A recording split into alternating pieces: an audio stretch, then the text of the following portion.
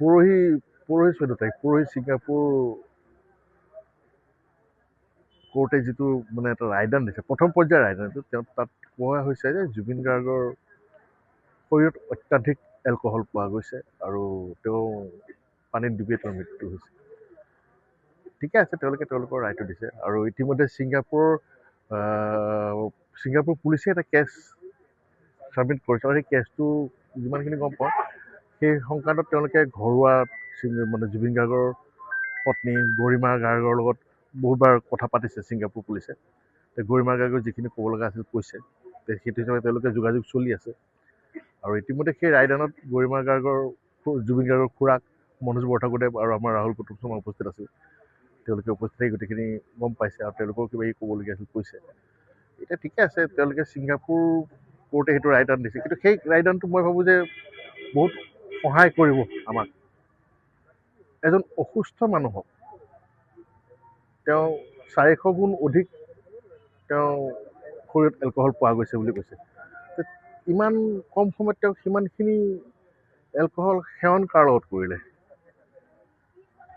তেওঁক নিশ্চয় কোনোবাই যোগাৰ ধৰিব লাগিব সেইখিনি কোনে ধৰিছিলে আৰু সেই অসুস্থ মানুহজনক যিজন মানুহক সকলোৱে জানে যে পানী আৰু জুইৰ পৰা আঁতৰত থাকিব লাগে তেওঁৰ অসুস্থতাৰ কাৰণে তেওঁক তেনেকুৱা অৱস্থাত তালৈ কিয় লৈ গৈছিলে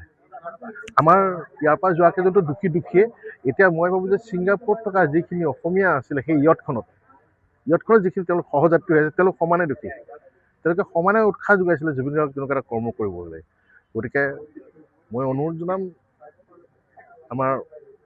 অসম চৰকাৰক বা আমাৰ প্ৰশাসনসকলকে যে সেই ইয়টত থকা সেই যাত্ৰীসকলক ইয়ালৈ আনিব লাগে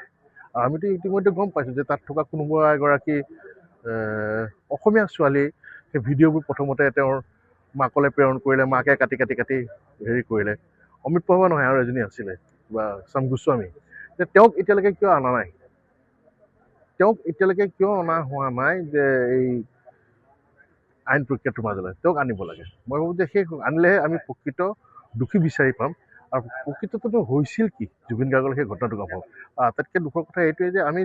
জুবিন গাৰ্গৰ হেৰুৱাৰ প্ৰকৃত সময়খিনিয়ে আজিলৈকে গম নাপালোঁ গতিকে মই ভাবোঁ যে এই ক্ষেত্ৰত সম্পূৰ্ণ সঠিকভাৱে এটা কথা এটা সময় ন্যায়পালিকাই চাব লাগে আৰু উচিত ন্যায় হ'ব লাগে